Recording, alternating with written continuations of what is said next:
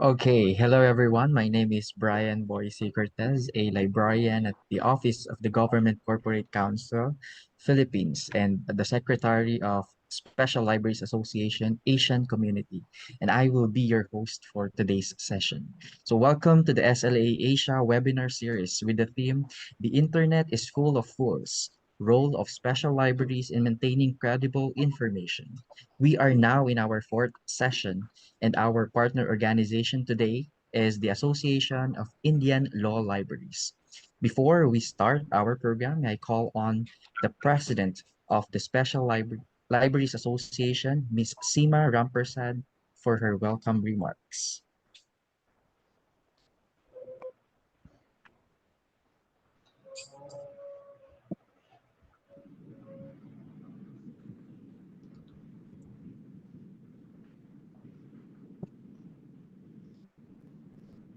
Okay, hello, I'm Seema Rampersad, SLA President 2023.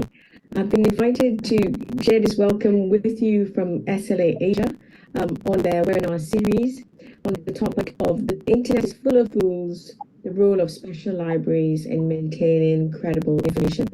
So I welcome you today to our webinar series, and I hope you find the session very interesting.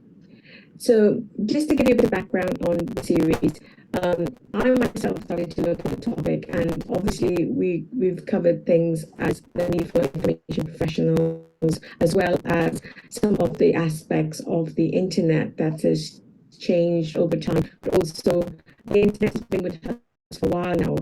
If you look at this chart here, we know that the internet took off in the 1990s and disrupted the way that we work, and also we benefited from the technology, and the world is very much using the internet. These are the population figures that we have with the number of people who are actually have access to the internet. And just like the citizens from before, citizens have remarkably successful programs because they hide the chaos. So we as information professionals, we as webmasters, we as content developers or content providers have always been in the background trying to make the internet more usable, more feasible, but also more reliable and more accurate. So we still have these challenges, and we have to make sure that special libraries actually are able to provide credible information, and also use digital literacy and information literacy to make sure that we are supporting our communities and our users.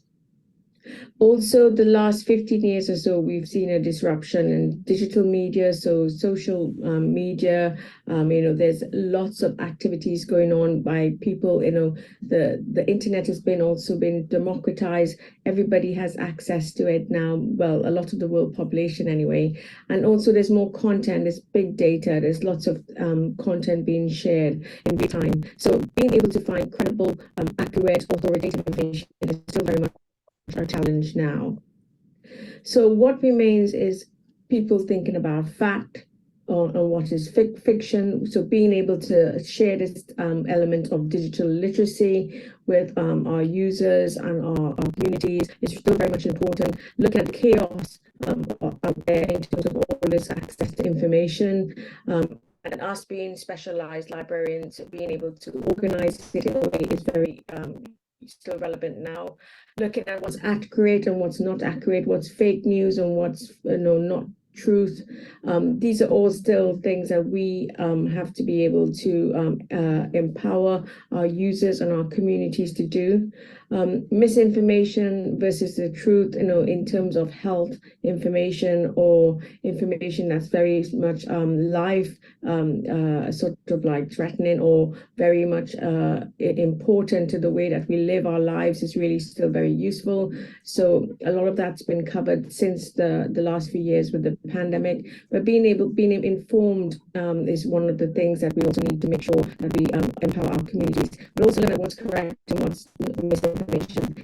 I know sometimes information gets hijacked by political powers or different sort of groups, but we have to make sure we instill good information practice with our communities and our users. And then obviously, as I showed in the slide earlier, with information revolution with digital media, there is banter as well. People are talking to each other, and there are conversations a lot more openly and transparent because of the internet.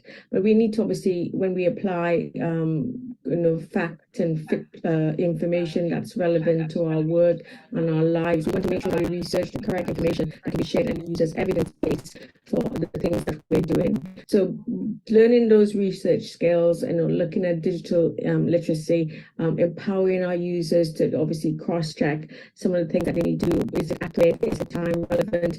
Is it something that you want to actually quote in your research? All of these things are very important to what we do.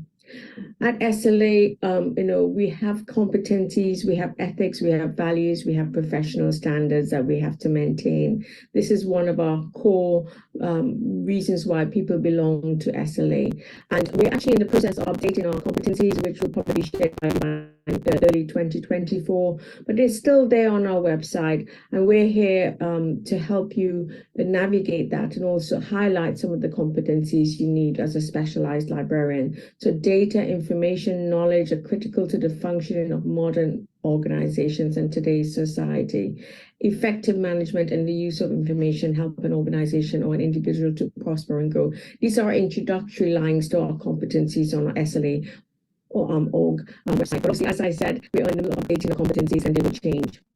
So we have to be in a position to spot fake news. We have to consider the source, read beyond what's said, check authorship, check the support sources, check the date, is it a joke, check that your biases, and ask the expert if you're not sure. So these are some of the things that we as specialized librarians should be doing that will be built into our competencies anyway. I looked at competencies to benchmark at other organizations. So CILIP has 7 ethical principles, such as human rights, equities and diversity, public benefit, preservation, intellectual freedom, impartiality, confidentiality, and information skills and information literacy. So all of these organizations, like us, are working towards a better internet, better skills for our own professionals, but also for our communities and our users. You have library databases that a library might have in terms of content, with things that are free on the internet. So we have to highlight the things that are unique to us. Our database scholarship content, we have index ways of searching, we have results that can be filtered, we have published material that's evidence-based and research, we have quality research tools and human input into the collecting and the curating and the managing of information, compared to some of the things that you might find on the internet. What is the authoritative side of it? Is it often verified? Are there filters that rank things higher than others? Things like websites, a list of websites that they're not database, and might have things that are unpublished, that are not verified or cross-checked or researched. So you can also think about all of the things that make us unique as a library, and all the content that we have in our collections and in our libraries that obviously complement the internet, but it's actually sometimes better than the internet in terms of research, evidence base, and in terms of the skills in literacy and information literacy and digital literacy. This is an example of a university I came across, one of their research guys, University of Idaho. They had a whole page on library research for students, encouraging students to fact check, look at hoax website, making sure that some things are not fake. And they also have lots of skills in terms of, is the source credible, evaluating sources, 5 ways to spot fake news. So this is a great example on how a library is actually showing you how to look for credible information on the internet. There's another example of Milstein Undergraduate Library, encouraging their students to evaluate online sources such as authorship, publisher, accuracy and objectivity. Handiness, footnotes, and bibliographies, sponsorship. These things are not new. These are things that research I know I was trained over 30 years ago to do. So these are some of the things that are still core to our value in terms of information professionals, but also as libraries and information providers. So we still have to encourage these skill sets and these practices for research that has to be carried out by our users and our communities. So again, the University of Sunshine Coast in Australia had some great examples. So it's telling you things such as primary, secondary, and tertiary sources, and the type of thing that you might find, in terms of those type of research, and also good examples of the primary, secondary, and tertiary sources in original research, journal articles, newspaper for books for secondary, tertiary, textbook, facts book, almanac, dictionary, encyclopedias. These things are still relevant for us to specialized libraries. And also how to identify credible sources, the authority, currency, content, accuracy, bias. So these are really great sources that encourage people to look at the internet for credible information.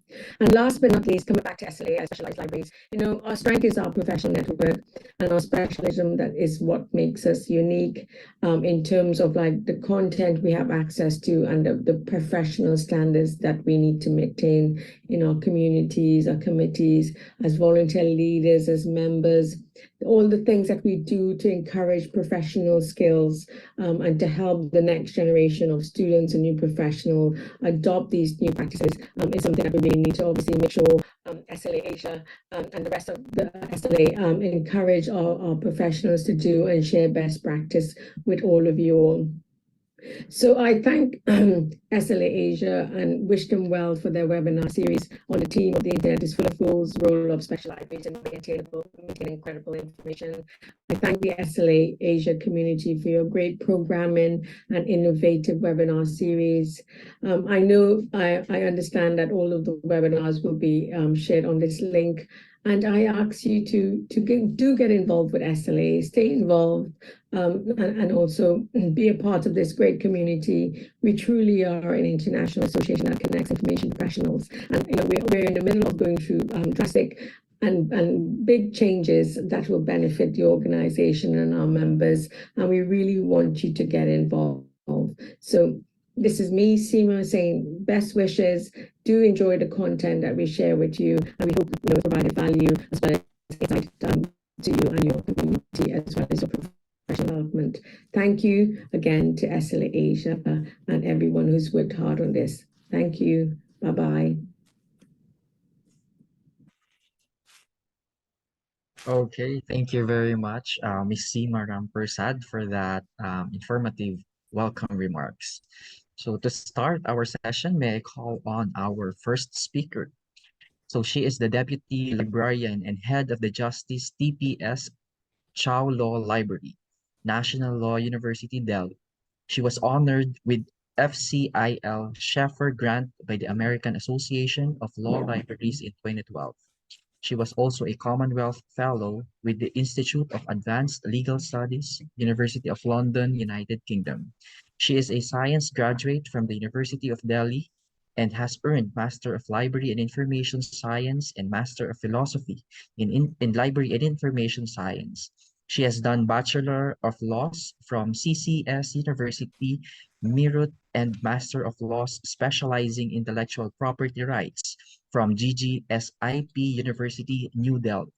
Being a continuing academic scholar, she has contributed 11 books on various themes and subject areas related to library and information sciences. She has a credit to publish more than 35 research papers in journals, edited books, and conference proceedings.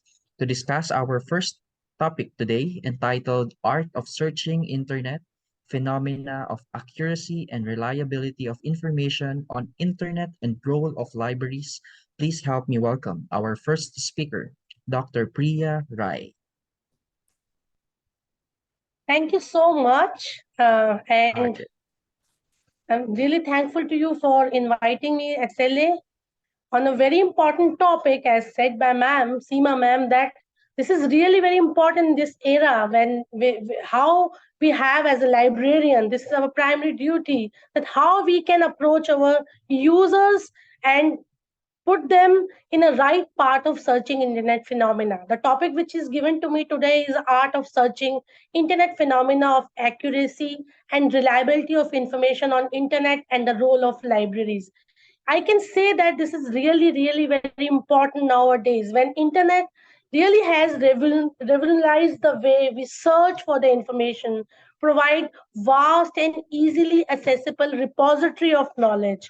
And we can say that immense scope of openness, and also this openness presents a challenge in terms of accuracy, reliability of information, and the phenomena of searching internet.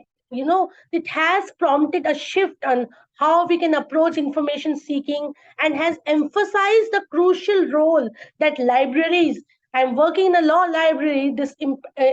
Importantly play a very important role how libraries ensure credible and dependable resources.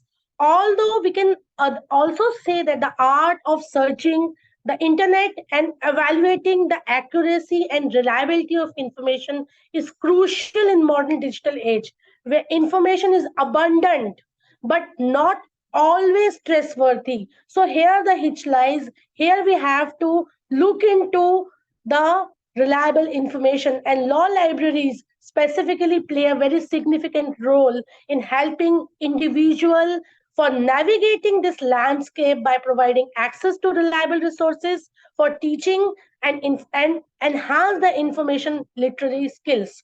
I am working with a law school, and I'm working from last 20 years as a law librarian. So I've seen various cases where these kind of aspects emerge specifically for the new researchers and for those who are doing advanced legal research, specifically the PhD scholars. When they come in the domain of researching, this information explosion really have encountered them, and they have lots of questions in their mind with respect to the accuracy and reliability of the data, because obviously when a researcher are dedicatedly working for some particular subject, the reliability and credibility is the first criteria of, we can say, first ethics of academic research and writings. So be to write an honest writing, to provide an honest research outcome, it is really very important to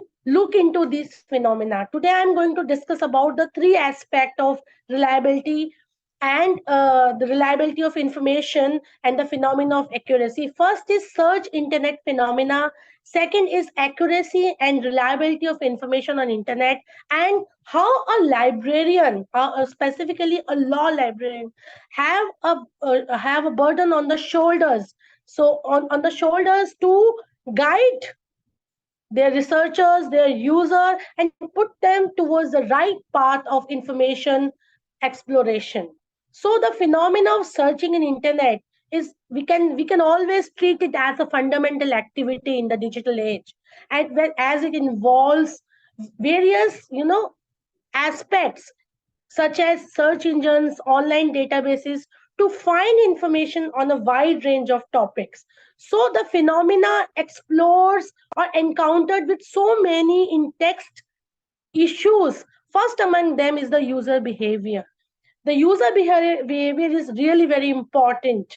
The way user interact with the search engines, that had lead to the development of user behavior pattern, and this pattern includes very specific keywords. They are stick to some keywords, and the whole phenomena of searching is directly related to the keywords, what kind of keywords we are emerging. So it is really very important to create a keyword topology before we start our research, because of clicking on a certain type of results, refining queries, and exploring multiple search pages. It often use so many, it requires so many improvement in terms of the users.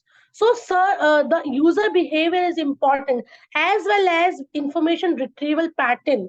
How we are underlying the process of gathering the and presenting the information is response to users' query, such as search engine technique, keyword analysis, semantic understanding, natural language processing to improve the accuracy and relevancy of the search results. Well, another aspect with related to that is cross referencing. So cross referencing through multiple sources. If a piece of information is present across several reliable sources, it is more likely to be accurate. And among them is a fact checking. I can rather say that fact checking of the website is one of the criteria of evaluating the internet information resources or internet information. Fact checking directly leads us towards the accuracy of specific claim or new kind of regime. The another important aspect is the various types of databases available. So we all know that the online legal research or electronic research is directly divided into two broad aspects. First is searching from commercial databases, and second aspect is searching from the open access resources. So we can say that these databases really play a very important role. The only thing is that the user had to reach to the in a right approach, right platform in a structural way. So apart from that evolving landscape, internet is constantly evolving with new search technologies, features, tools which are being developed in day to day basis. Now we have in an era of chat gpt, where the new realm of researching and writing has emerged. So various voice search, visual search, personalized search results, and various examples have come to to help this phenomena, which are continuously, I can rather say it is a continuously evolving. So in the essence, we can say that the phenomena of searching the internet encompasses the use of search engines, algorithm, user behavior, digital literacy to access, evaluate, utilize the vast amount of information available online. It is a dynamic process that influences how individuals acquire knowledge, conduct research, and use the digital content. The second among them is accuracy and reliability of the internet resources. Well, this is really very important. The accuracy and reliability of information on internet, it can vary widely due to its open and decentralized nature. While the internet provides a wealth of valuable information, it also presents challenges when it comes to ensure the credibility of content. User encounters various factors that contribute to the accuracy and reliability of the information on the internet. Some of them I am going to discuss about right now. The first among them is the source credibility. The credibility of source providing the information is really, really very crucial. So when we talk about the search art of searching, the credibility comes of the source comes in the first stage. So establish and reputable source such as government websites, academic institutions, peer reviewed journals, well known organizations are more likely to provide the accurate, reliable information. The second is the bias of objectivity. So we have to be aware of some potential bias on information. Some sources might present information with a particular agenda or perspective which could affect the objectivity of the content. The third among them is the citation and references. Well, this really plays a very important role. We all know that nowadays the similarity in academic writing is one of the issues. So why similarity is emerging in such a huge and voluminous amount? Because the users, the students, the researchers, they are not aware about the facts of the importance of citation and referencing, because it directly leads us to a reliable content, often includes citation or the credible sources that support the information being presented. So whenever we take a classes of our all our masters and phd students specific, and also the undergraduate students, we always focus towards providing more and more citation and references in the main text body of your research. It gives more, give more weightage, and information are well supported if you the citations are there. And the another aspect is we have to pay attention to the domain and URL of the website. So sometimes what happens, a user provide the URL, but at the time of presentation or after a few months when the manuscript is ready, that URL is vanished. So there is also an important aspect of domain names, as well as the accuracy and reliability of internet information resources are really concerned. So we have to have more focus towards the cross verifications, if the of multiple reliable sources before accepting it as a fact, or we can rather say that fact checking websites are there. So we have to some go through the fact checkings of investigating and verify the accuracy of all the news stories, the information circulating line, and the website can help us in creating this reliability of a certain information. Critical thinking, I can rather say, develop skills of evaluating information logically and objectively. So these two aspects are interconnected with each other when we talk about evaluation of internet information. Logically and objectively, they are considered in terms of context, supporting evidence, potential motivations, and so many other associate things with them. And specifically when we talk about the law legal research, primary versus secondary sources. So primary sources, we all know that it's original research outcomes, whereas the secondary sources are the interpretation and summaries of the primary sources. So primary versus secondary sources are really also play a very important role when we talk about this. The other aspect with relation to this is the critical thinking. We have to develop a critical thinking skills to evaluate. Currency is important to check the publication date of information. Some topics, specifically rapidly evolving fields, we require more recent informations. So this is also important. So there is a case, when I was reading this, I found a very important case. There are not many cases are there. We have seen during pandemics that there was lot of boom of information explosion in the internet, and it was really very difficult for the users, specifically the academic users, to maintain a credible legal information and to come out with the information which are reliable. So there was a very famous case of vandalism in on Wikipedia. I was reading this in May 2005. The whole narrative of the story is that in May 2005, a user edited group.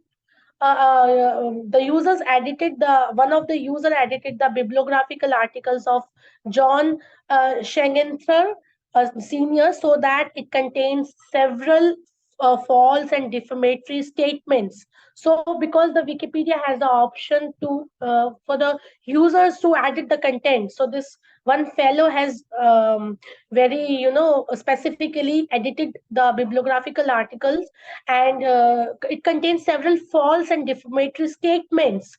The inaccurate claims went in unnoticed between May and September 2005, after which when it came in the notice, they discovered that by the friend of Gentler, that there were so many things which has come up wrongly and been wrongly edited. So Wikipedia content, we all know that content is often mirrored on at the sites such as answers.com, which these are some of the platforms or web platforms where users study for their day to day exams preparations, which means that that incorrect information can be replaced with the correct information through a number of websites. So it this gives a very wrong message in terms of the credibility. So information can develop a misleading air in the authority because of its presence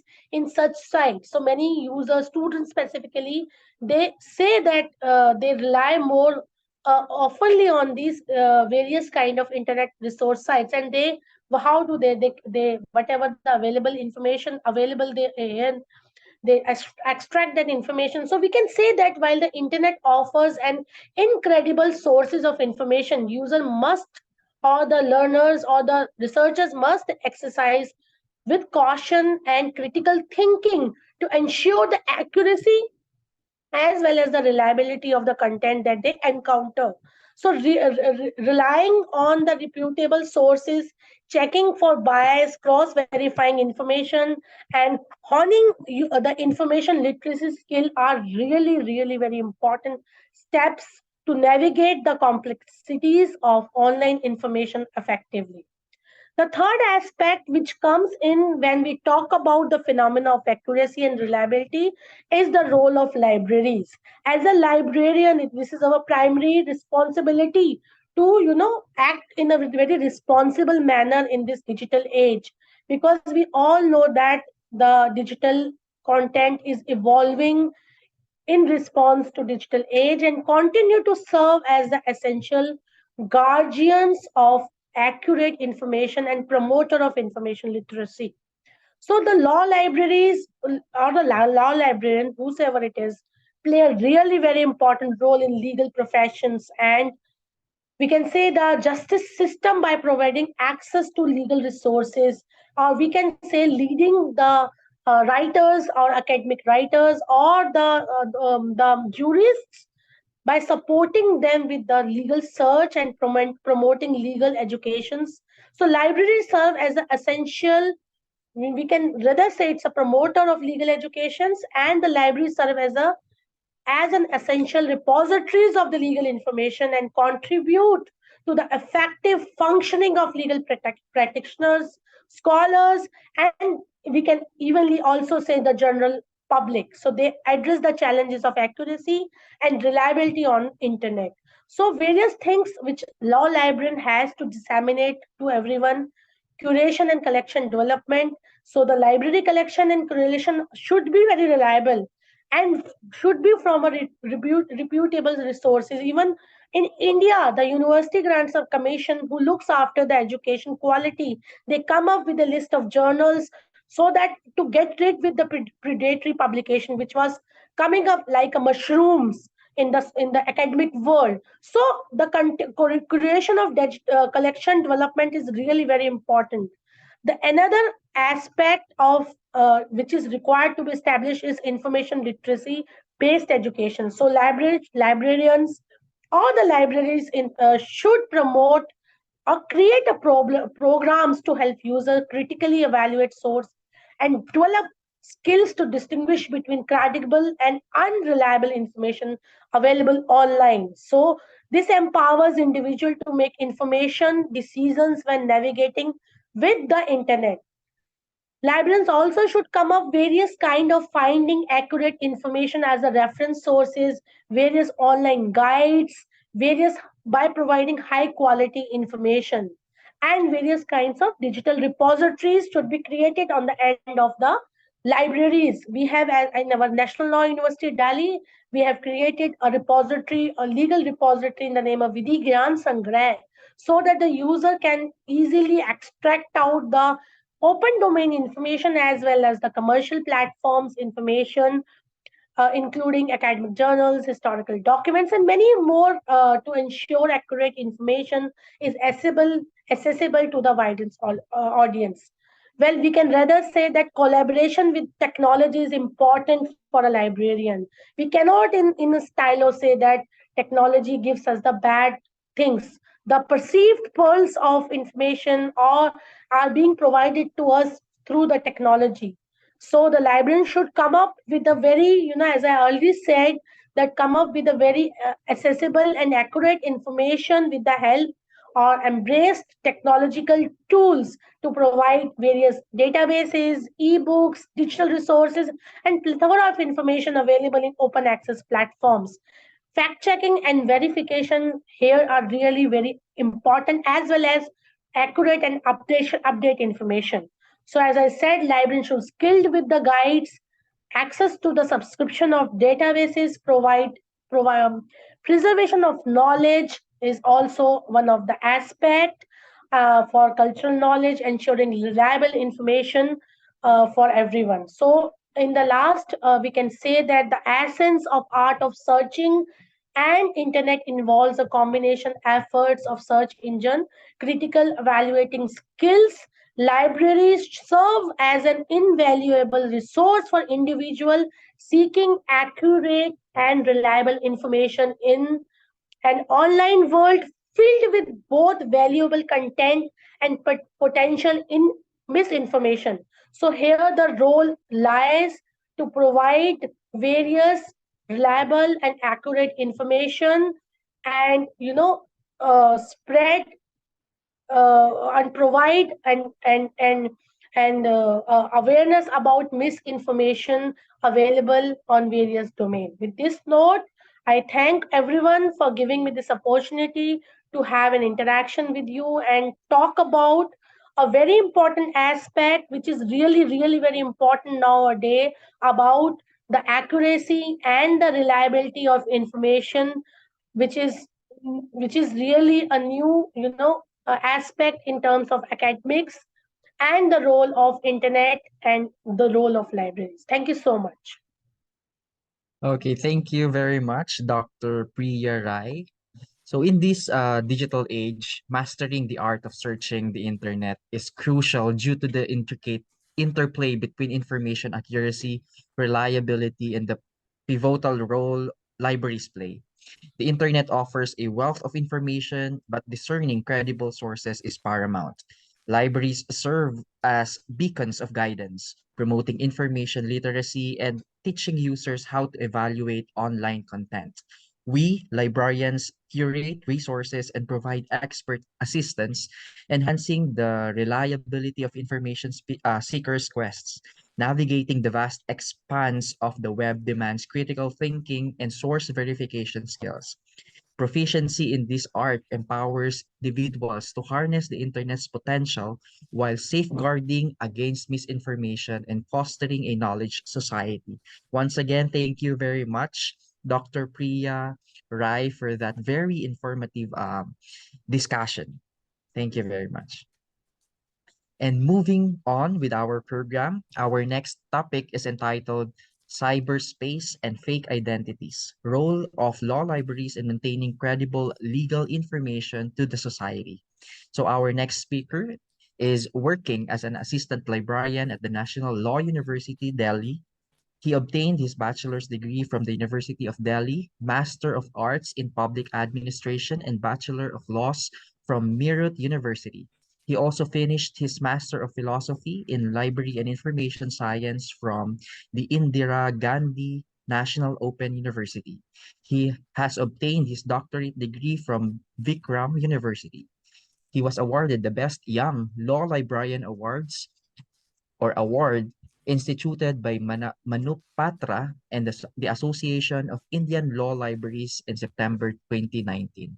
Help me welcome our second speaker, Dr. Akash Singh. Thank you very much, Mr. Bryan. I hope I am very much audible. Yes, yes. Yeah, and also I thanks to Mr. Joseph and definitely Mr. Seema Prasad, President SLA Asia Community, for inviting us today. First of all, I must express my sincere gratitude to all the people who will join, who will join this lecture, and a very good day to all. And thank you very much again to the organizers to invite us for today's sessions, and thanks to Team SLA Asia Community for inviting me for sharing my views over such a brilliant or such a timely topic on cyberspace and fake identity, and how the law libraries may maintain credible legal information for the society. So first of all, I must even just discuss about what Ms. Seema Rampersad said. She rightly explained about information classification as facts versus fiction, chaos versus organized, misinformation management versus truth, and obviously banner versus research. So even the madam was rightly said that fake news and false data should be identified and prevented by the information managers. And true, when we are in a research institutions, even in a law library or even in any library, we should take care of that. The researcher should not grab it, they should not refer any fake information for their research purpose. And we should also see what the commercial social media companies are doing for political power gain or for any political or the commercial benefits. So nowadays we observe various terms in day-to-day lifestyles among our friends and colleagues. Like we know, we generally discuss various terms like cyber scammers, cyberbullying, cyber fraud, cyber crimes, and very many much more terms which we generally use. And these all terms are associated with cyberspace, where a black ghost sits to a simple black ghost is set at an unknown position, unknown place, and he or she steal money or ransom, just ask for ransom against any cyber hacking of our electronic device.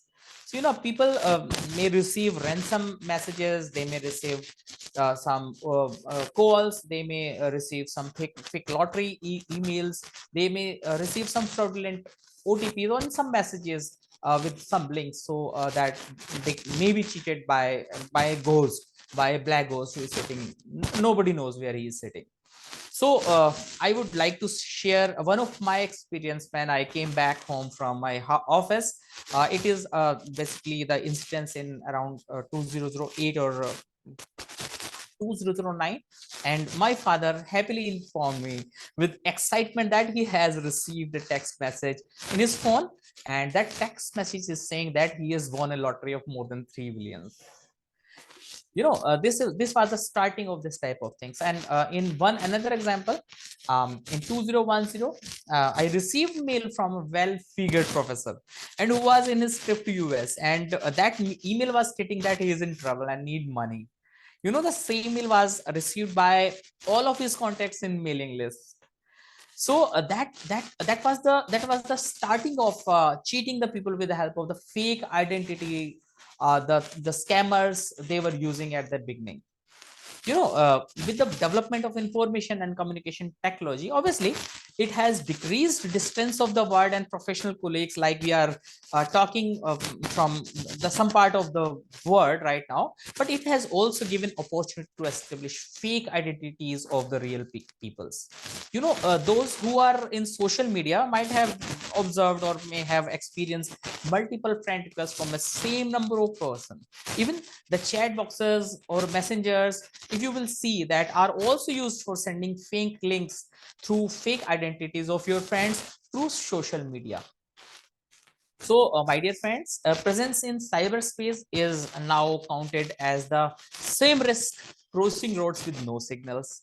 Even when you are traveling or you are flying in an airplane with no fitness certificate, and obviously consuming the food products after expiry dates. So this is basically the information experts and some expert peoples who should take care of and who should explain the rest of the society how they have to respond about it. Apart from that, social media impersonations it is also a form of digital identity theft. Using this tactic, a cyber criminal or scammer, he or she can create a profile on a social platform using personal identity of a person. Like we have each and everything on social media, or I must say some digital platform, like our name, our pictures, locations, background details, anything they can steal from a certain individual. Your name, address, and date of birth. It provides enough information to create another you. And an identity thief, he or she can use a number of methods to find out your personal information, and will then use it to open bank account for your name, and they can take credit card and apply for state benefits in your name. So, my dear friends, as the ICT it took pace. So, apart from along with that, a number of legal instruments it was also adopted. It was also adopted at various part of the world. So if we talk about US, initially the US come with a uh, number of the laws for preventing such type of things, and US government came up with the law like Communication Decency Act 1996, and in 1996 one internet online summit were organized, and a number of decisions were taken, and in such lineup for creating some laws, Children Online Protection Act, it was also adopted. It was also passed in 1998 by US, and but still which was struck by US court in 2004. And another law, it came up with Children Internet Protection Act, and this act requires the schools, according to that this particular act, it was actually saying that the children who are studying in schools and even in library, the authorities has to install filters or on computers used by minors and adults. So apart from that, Uniform Electronic Transaction Act was also introduced in 1999, and finally in 2000, Uniform Computer Information Transaction Act was also came into existence in USA. So the year 2000 was the major year when most of the country around the world came up with certain type of legal obligations, so that the internet fraud or some fake identities or some type of the digital fraud, it may be stopped. So apart from the US, UK also came up with two laws, which we know as the Data Protection Act 1998 and Electronic Communication Act 2000.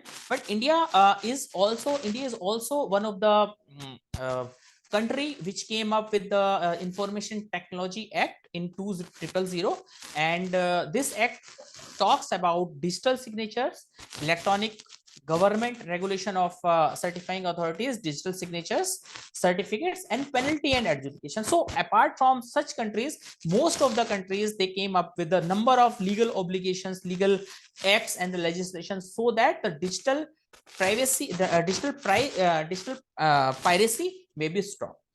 So when even as we are the information manager, we cannot suggest to keep distance from the new technologies, including cyberspace selling for getting updated and fast information, because we can't develop without the help of the ICT. Even I must say, this is not justifiable to prevent use of digital technologies according to third law of the library information science, which says that save the time of the users. As and when the digital technology is being used in information and information sciences for serving its user, so it is also a very great factor that we have to save the time of the users. So now on the part of the librarian, like human fake identity, as we just discussed, that a number of factors are there. On the basis of that, the human fake identities are created by the hackers to spread for the financial enhancement or for spreading the political gain around the world, or for the commercial aspects. So like human fakes identity, number of fake web portals have also been created, and it is why it is created is it is created for providing pseudo scholarly information to the scholars, and even for the hobby readers for stealing their information, and for the students who may think that that particular information is correct, and even for the researchers so that they can be impacted over that such type of fake information. So there are several reasons why the fake websites are created. These websites may be for spreading fake information, they may be for uprising political agenda. As you know, various social media, what are their roles for political agenda propaganda in various countries around the world. And even the fake website, it may be created for imposing self-generated views of individuals over a particular issue within a nation or maybe outside of the nation. So my dear friends, nowadays you will observe a number of clone journals of famous and reputed journals and law review and the reviews all over the world. And these clone journals are fake identical journals and are established to cheat scholars, because the scholars they are very much greedy to publish their research outcome which they have contributed or written with the help of a certain row of their work. So basically the such type of some journals, they are actually established by the people to cheat the scholars, and they pretend to accept publication of papers of scholars and ask for money. And as and when the scholars they feel that their paper have been accepted, and that journals they charge money in online mode, and these type of web portals get vanished. We know it as, we call it as clone journal, as Dr. Priya already explained about the quality journals published around the world. And in Delhi, sorry, not Delhi, in India, we have one um, authorities, we call it as UGC, who keep vigil over such type of journals. So this is one of the example of intellectual fake identities for providing the platform, digital platform for publishing the outcome of the research, research of the researchers, so that the money may be made on the basis of the scholarly publications contributed by the scholars. So in another example, you will observe individual blogs and personal web portals which host pseudo scholarly literature which with no authentic and evaluative informations. Here actually the role of the librarian starts, especially for serving scholarly communication by educating them about the fake versus real scholarly literature on the web. But what Dr. Priya already she explained that how a librarian should educate its users, its patrons, so that they must go for the quality publications as compared to the journals, as compared to the sources where the information is not authentic. Miss Seema Rampersad also explained that the audience of our university or our institution, that they should know what type of information is reliable and what type of information should be used for the research or for any scholarly purposes. So I must say, in a very first instance, an information manager must communicate about the parameters which should be kept in mind while using information in open domain. Because in open domain information, it is a sea full of information, and you can't, a layman can't decide whether this information is true or fake. So for this there is a number of parameters. So being a librarian, whenever our undergraduate, postgraduate, or any research batch they are coming to the university, or if it is an it is any education or not the research institutions, we should keep them aware about certain parameters so that they can evaluate that what type of information is very much authentic and should be used for their research work. So these parameters are the authorities and the source of the information, we can say. And apart from that, the accuracy of the web information, and objectivity or content of the web resources, and the currency or timeline of the information. Apart from that, the another factor is the structure, accessibility, usability of the information, and type of the domain of the university.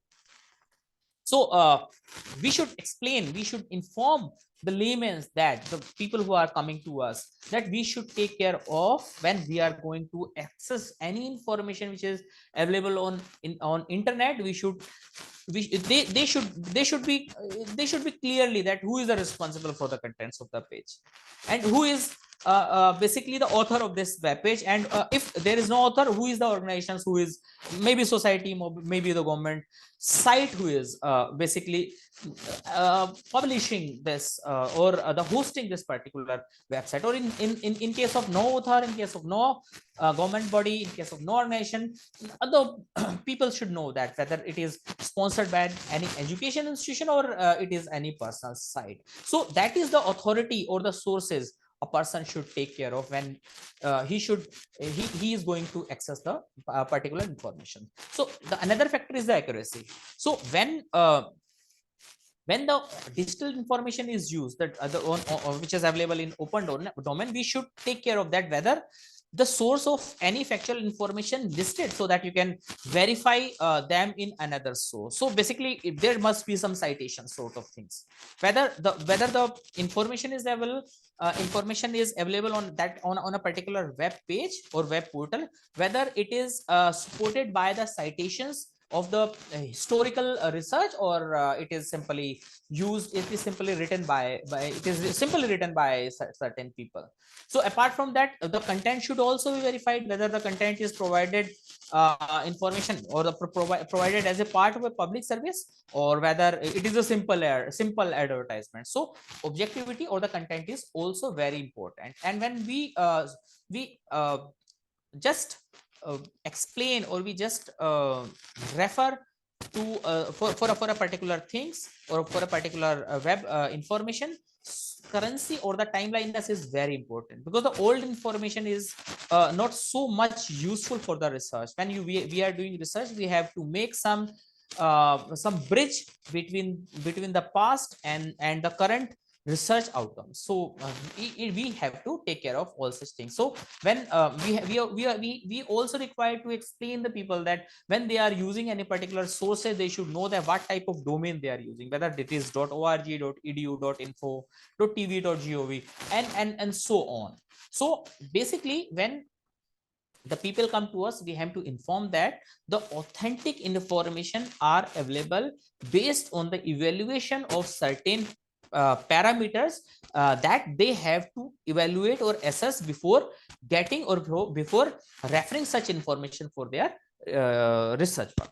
So apart from that, secondly, law librarians, now I will talk about the law librarians. Law librarians are responsible to their clients to connect them with the authoritative institutes or authoritative institutions information which are responsible for delivering legal or law information of a nation or foreign countries. A number of initiatives were taken place to adopt free access to law movement around the world.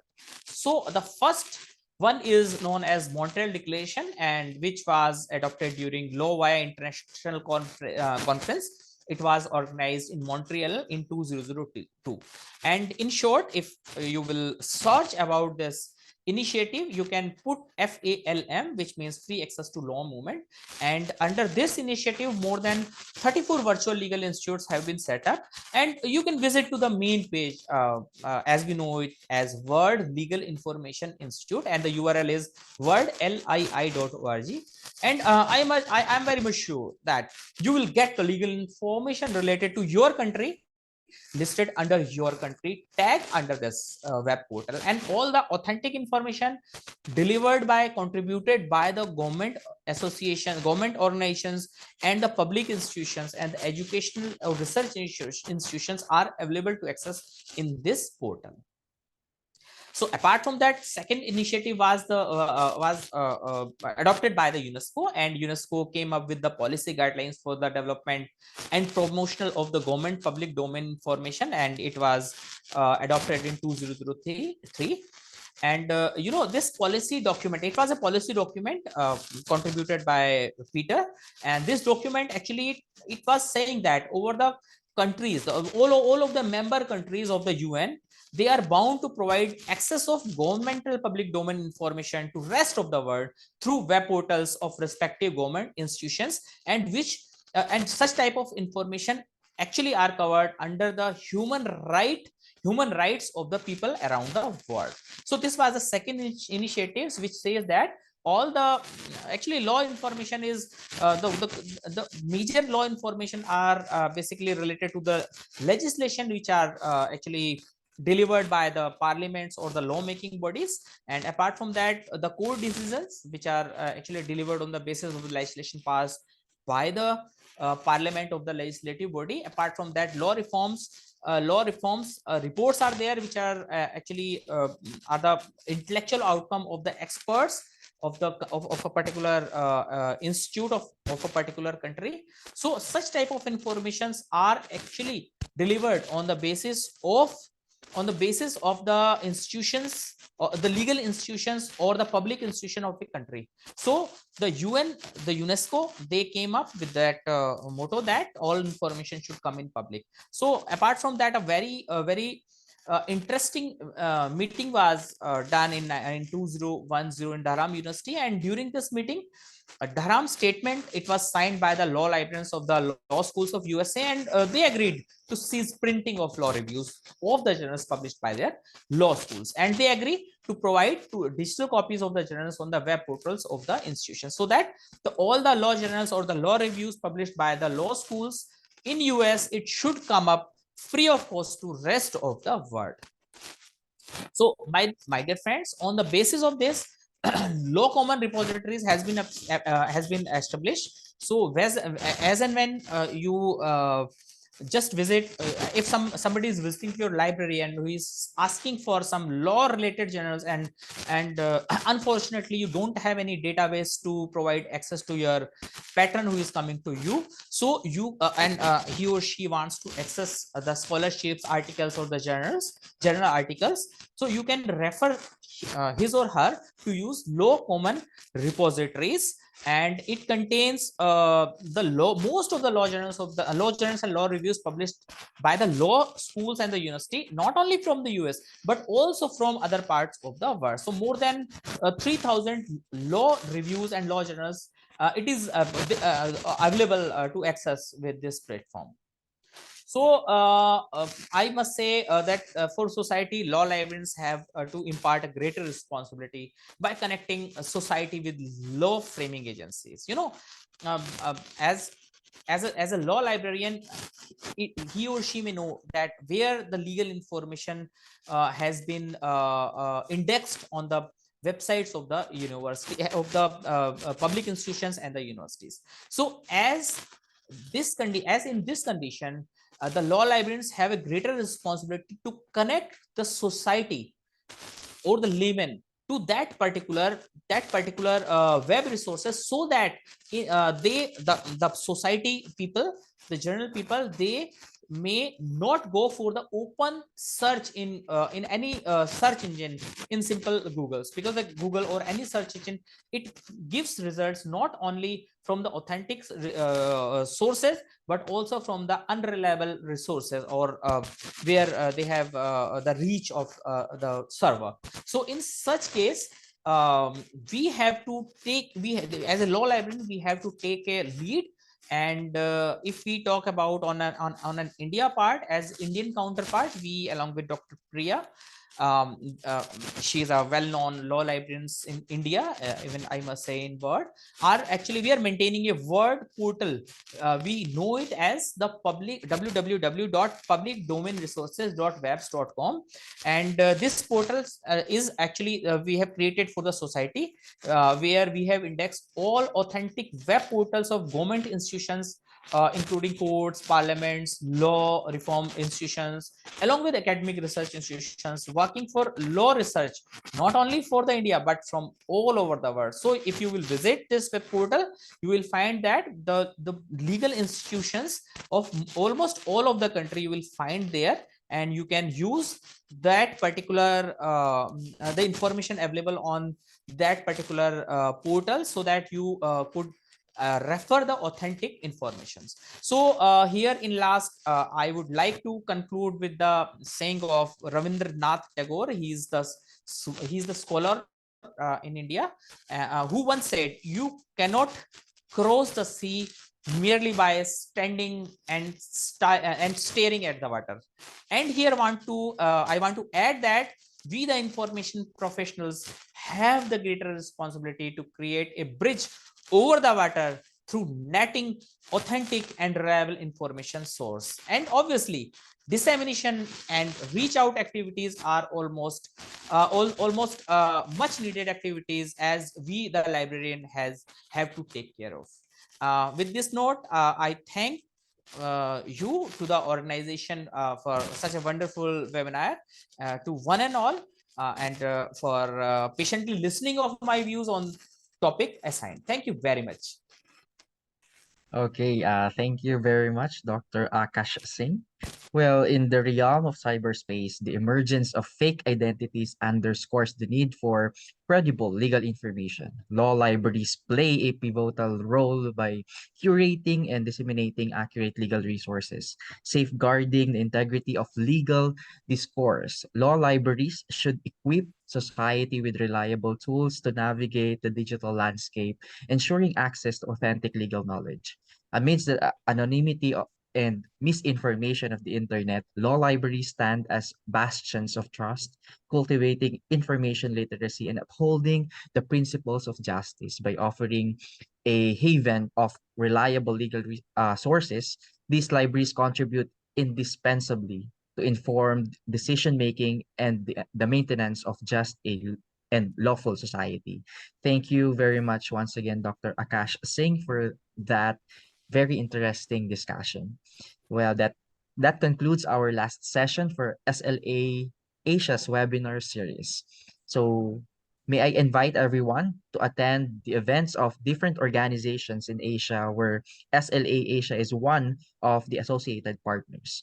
First, we have the 13th International Conference of University Librarians Association of Sri Lanka, or ICULA 2023, on 26th day of October 2023. Next, we have the University Library at a new stage of social communications development, or UniLib NSD International Conference on October 5 to 6, 2023. And we also have the 17th International Conference on Webometrics, Infometrics, and Scientometrics, or WIS, and the 22nd CallNet 2023 on December 8 to 10, 2023. I would also like to invite everyone to like and follow our YouTube channel at www.youtube.com/@SLA and we hope to see you in our conferences. So to conclude our session, may I call on the president of may I call on the very dynamic and passionate president of the Special Libraries Association Asian Chapter, Mr. Joseph M. Yap. Thank you, Bryan. Ladies and gentlemen, we have now concluded our four-part webinar series, and it has been an immensely rewarding experience for SLA Asia. Throughout the series, we successfully highlighted the invaluable role of special libraries and librarians in navigating the complexities of information disorders that circulate on a daily basis in today's era.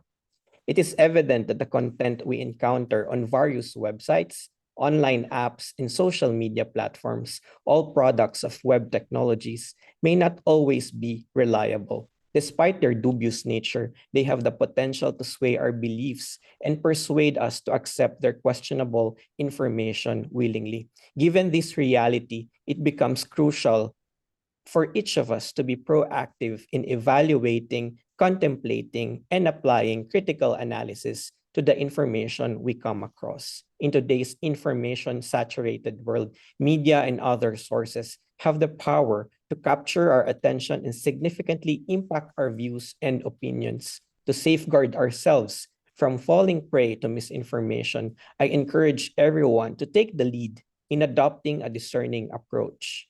By being mindful of the sources we trust, fact-checking claims, and cross-referencing information, we can make more informed and educated decisions. Let us embrace a culture of critical thinking and media and information literacy, or even meta-literacy, when we question, challenge, and verify before accepting information at face value. Together, we can foster a more responsible and well-informed society equipped to navigate the complexities of the digital age with confidence. I am indebted to all our partners, ASLP, JSLA, APTIS, and IALL for accepting our invitation to collaborate with us. I sincerely thank all our speakers, Burgos, Sato-san, Kitasawa-san, Watanabe-san, Ibo Cheria, Akash G and Priya G, and all our moderators, Poonam G, Ginong Raven, and Ginong Bryan, all those who are part of our webinar series, Binibining Tess, Sawada-san, Lila G, and Miss Seema. On behalf of the SLA Asia Executive Board and its members, we hope that our webinar series serves as a valuable opportunity for all our participants to recognize and address misleading and inaccurate information originating from various sources in media. Throughout these webinars, we aim to empower you with the necessary tools and insights to critically evaluate information, identify potential biases, and distinguish fact from fiction. By fostering a culture of critical thinking, we believe that each of you can play a vital role in promoting a more informed and discerning society. Thank you to all the online participants and attendees who made this journey possible. As we move forward, let's continue to champion the importance of information literacy, accurate knowledge dissemination, and the critical role of special libraries in promoting reliable information sources. As we conclude this event, I eagerly anticipate our future gatherings within the SLA Asia community. My heartfelt wish is for all of us to inhabit a world where fragile and distorted information holds no power. Let us remain vigilant and resolute in our commitment to championing truthful information. With our collective efforts, we can ensure that honesty and accuracy triumph by safeguarding the sanctity of credible information. We contribute to the strength of our society's knowledge foundation. Once again, my name is Joseph Yap, the president of SLA Asia. Until we convene again, stay steadfast and dedicated in the pursuit of reliable information. Thank you for being part of this transformative journey. A heartfelt thank you to everyone involved. We look forward to further endeavors and opportunities to collaborate in the future. Stay connected and stay informed. Okay, thank you very much, Namaste. Sir Joseph. Yeah, thank you. And thank you to all the participants who listened to our 4 sessions of our webinar series entitled "The Internet is Full of Fools: Role of Special Libraries in Maintaining Credible Information." This has been your host, Brian Boise Cortez. Thank you very much and see you soon.